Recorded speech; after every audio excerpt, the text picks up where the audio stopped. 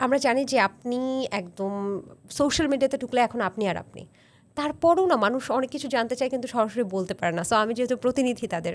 So আপনার কি মনে হয় জনগণ আপনার সম্পর্কে কোন ৩টা প্রশ্ন সবচেয়ে বেশি জানতে চায়? প্রশ্ন তো ৩টা না ৩০০টা, তার মধ্যে তারও ৩টাই বেশি হতে বলেন। পারে। হ্যাঁ, কিন্তু যে ৩টা কমন প্রশ্ন মোস্ট থাকবেই, কমন। হ্যাঁ, মোস্ট কমন প্রশ্ন সেটা হলো যে এই ব্যাটারে সুদর্শন পুরুষ কে বানাইছে?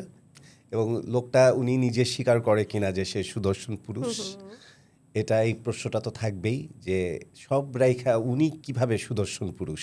এটা হলো প্রথম জাতীয় প্রশ্ন আমার জন্য। আচ্ছা, তাহলে এই হ্যাঁ, প্রশ্নটার উত্তর যদি জানতে চাই? এই প্রশ্নের উত্তর হলো পাবলিক প্রত্যেকটা মানুষেরই একটা করে টাইটেল হয়ে যায় যখন সে একটা টাচ করে, স্কাই টাচ করে তখন, বা একটা জায়গায় পৌঁছে যায়, তার যখন একটা জায়গা হয়ে যায় তখন প্রত্যেকটা মানুষ একটা টাইটেল দিয়ে তাকে পছন্দ করে। এটা প্রত্যেকের সাথেই আছে একটা করে টাইটেল।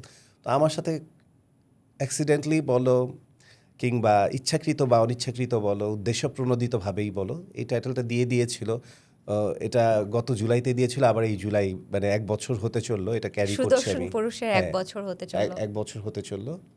তো এই যে টোটাল বিষয়টা না, এটা আসলে দিয়ে দিয়েছে, ওটাকে আসলে আমি একসেপ্ট করে নিয়েছি, কিন্তু আমি নিজে এটা দাবিও করি না বা এটা নিয়ে আমার কোনো রকম কোনো মাথা ব্যথাও নেই, এবং আমি সুদর্শন এই ধরনের কথা, এরকম বোকা বোকা কথা আমি কোথাও কখনো উল্লেখও করিনি, বলিও নি।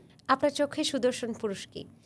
আমার চোখে সুদর্শন পুরুষ যার ব্যক্তিত্ব থাকবে, যে সত্য কথা বলবে, দায়িত্বশীল থাকবে, পরিবারের প্রতি, সম্পর্কের প্রতি খুব অনেস্ট থাকবে, এবং প্রত্যেকটা জিনিস করবে, এবং তার প্রত্যেকটা কাজ একটা এক্সাম্পল ক্রিয়েট করবে, এবং তার মধ্যে চিটিং ব্যাপারটা থাকবে না, তার মধ্যে প্রতারণা কিংবা ২ নাম্বার কথাবার্তা কিংবা কমিটমেন্ট ব্রেক কিংবা রিলেশনের দিক থেকে ডিসঅনেস্টি, এ ব্যাপারগুলো থাকবে না। আমার কাছে ওই সৌন্দর্য আউটলুকের চেয়ে এই গুণাবলীগুলোর আমার কাছে মনে হয় একটা সুদর্শন মানুষের বৈশিষ্ট্য, এবং যার ব্যক্তিত্ব, যার কথায় যে কথাগুলো বলবে, সেই কথাগুলো অন্য মানুষদের জন্য সেটা এক্সাম্পল হয়ে থাকবে, যে নীতিবাক্যের মতো।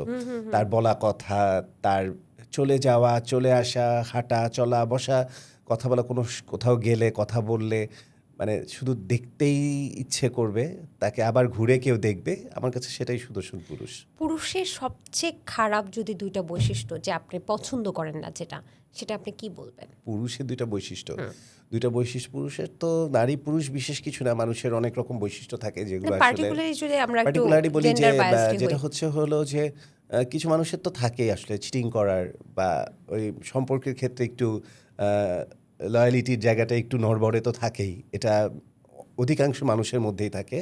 সেটা আসলে হওয়া উচিত না আমি মনে করি। যে আচ্ছা। সম্পর্কটাই যে রাখুক না কেন, সেই সম্পর্কটা যেন ঠিকঠাক হয়, এবং সে যেন বুঝতে পারে যে সে তাকে ভালোবাসছে, এবং তার ভালোবাসাটা যেন তার কাছে পৌঁছায়। এটা একটা অনেকে আছে, বৈশিষ্ট্য। এটা ১ আরেকটা নাম্বার। কি? আরেকটা হলো পুরুষত্ব দেখাতে গিয়ে অনেকেই এটাকে মিসইউজ করে, এবং যে গায়ে হাত তোলা, অ্যাসল্ট করা, সমাজের ক্ষতি করা, ব্যক্তিবিশেষের ক্ষতি করা, বা এমন কোনো কিছু একটা করে ফেললো, মানে মেরে ফেলতেছে, ধরে ফেলতেছে, বা কিংবা তাকে একটা জায়গা মতো হেনস্থা করে দিলে এটাকে সে খুব পুরুষত্ব মনে করতেছে। সেটা আসলেই কখনো কোনোভাবে অবস্থাতেই পুরুষত্ব নয়। বাহ! কি দারুণ কথা। আচ্ছা, আপনার সম্পর্কে জাতি জানতে চায় এমন ২য় প্রশ্ন কোনটা? ২য় প্রশ্ন, উনি কি নারী না পুরুষ? এই প্রশ্নটা এটা আরেকটা প্রশ্ন। একদমই তোমরা তাই। বলবা কি? আমি নিজেই বলতেছি, এই প্রশ্নটা থাকে। আমি হ্যাঁ। আসলে বিব্রত বোধই হ্যাঁ, করছিলাম। হ্যাঁ, এই প্রশ্নটা করবে। এই প্রশ্নটা করার যে ব্যক্তি অ্যাডলফকে দেখবে, যে ব্যক্তি অ্যাডলফের সাথে কিছুক্ষণ কথা বলবে, কিছুক্ষণ মিশবে, ব্যক্তি অ্যাডলফকে যে স্টাডি করবে, সে কখনোই এই প্রশ্নটা নিজে যদি করেও থাকে, সেই প্রশ্নটা সে উইথড্র করবে।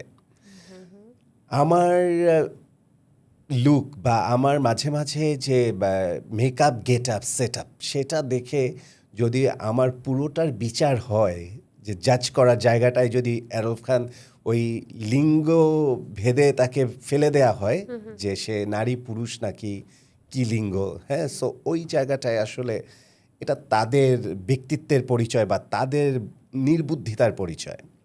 কিন্তু আচ্ছা। যদি ব্যক্তি অ্যাডল্টটা আসলে কী কাজ করছে, সে কী করছে, বাকি সময়গুলো সে কী করছে, সে কীভাবে থাকছে, তার কণ্ঠস্বর, তার হাঁটা, চলা, বসা, সে প্রত্যেকটা মানুষের সাথে কী ওয়েতে কথা বলছে, কী বিহেভ করছে, সবাইকে কতটুকু মূল্যায়ন করছে, যে মানুষের সাথে সে কথা বলছে বা তার মুখোমুখি যে মানুষটা বসে আছে তাকে আসলে কতটা কদর করছে, বা সেখান থেকে সে কতটা সম্মানের সহিত সম্মান দিয়ে সে ওই জায়গা থেকে বিদায় নিচ্ছে, বা একটা মঞ্চে উঠলে সে নিজেকে এবং তার পুরো কর্মকাণ্ডকে সে কিভাবে প্রেজেন্ট করছে, একটা অর্গানাইজারকে কিভাবে প্রেজেন্ট করছে, একটা টোটাল অনুষ্ঠানকে কোথায় হাইলাইট করছে, সেটা নিয়ে কথা বলা উচিত।